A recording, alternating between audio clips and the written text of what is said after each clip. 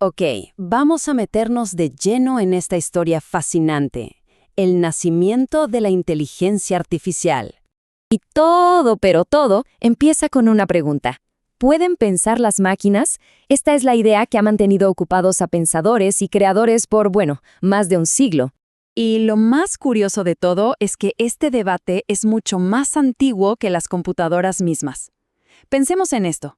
Por un lado estaba Ada Lovelace, muy escéptica, y casi 100 años más tarde aparece Alan Turing para, básicamente, poner esa idea patas arriba.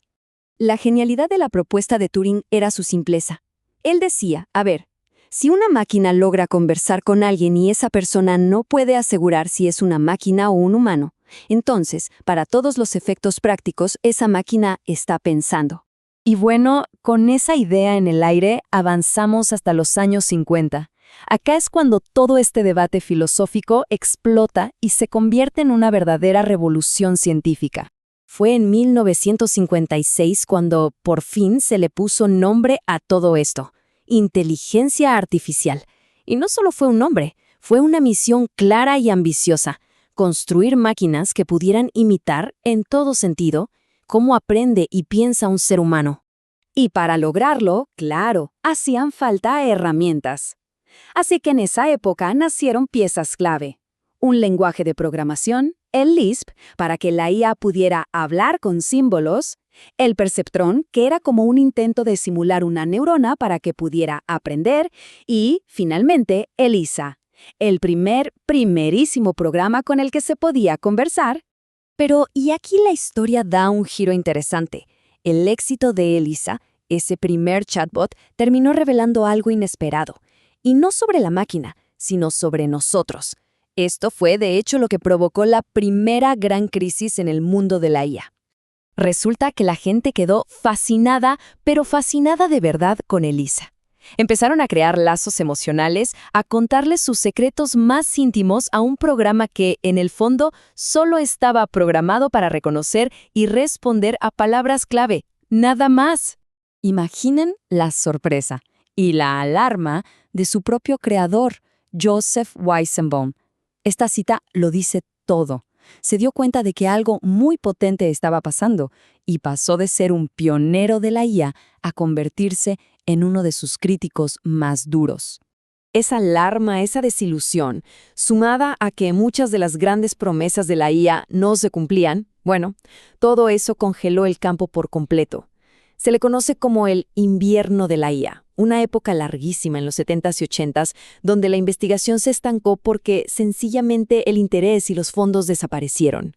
Pero como en toda buena historia, el invierno no dura para siempre. Décadas después, la IA empezó a despertar. ¿Y qué cambió? Principalmente dos cosas que antes no existían. Por un lado, una capacidad de cómputo brutal, y por otro, una manera completamente nueva de enfocar el problema. El primer gran golpe sobre la mesa fue Deep Blue de IBM, que le ganó al campeón mundial de ajedrez. Pero ojo, lo hizo a pura fuerza bruta, calculando millones de jugadas.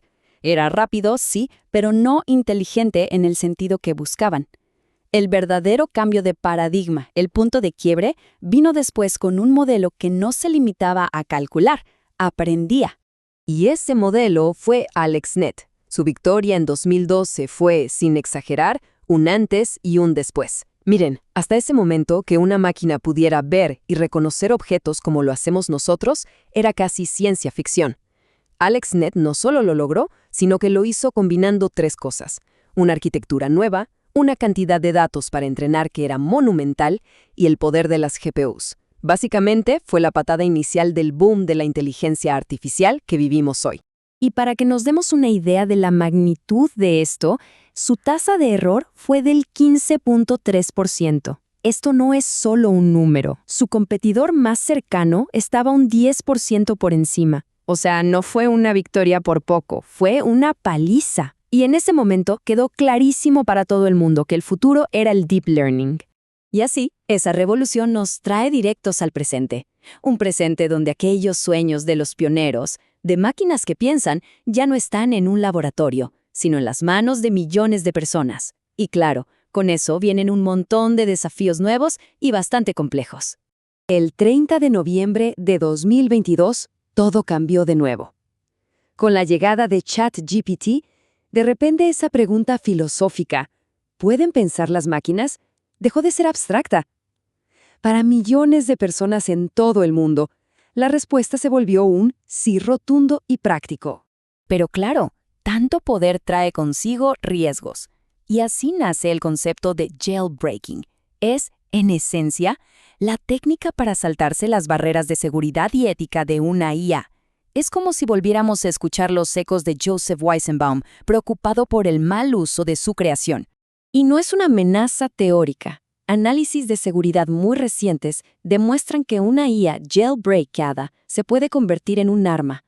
Puede usarse para crear desde correos de phishing súper convincentes y personalizados hasta deepfakes para estafas, o incluso para generar malware de forma automática. De hecho, lo que muestran estos estudios es bastante preocupante. Incluso los modelos más modernos y populares, como se ve aquí, pueden ser vulnerables. O sea, con las técnicas correctas, se les puede engañar para que generen contenido dañino que se supone que tienen prohibido crear. Y así llegamos al final de este recorrido. Y parece que después de tanto tiempo, la pregunta fundamental ya no es la misma. Ya no es si podemos construir máquinas que piensen. Ahora, el verdadero dilema es, ¿podemos construir máquinas en las que podamos confiar? Quizás el reto más grande no es crear la inteligencia, sino asegurarnos de que sea sabia.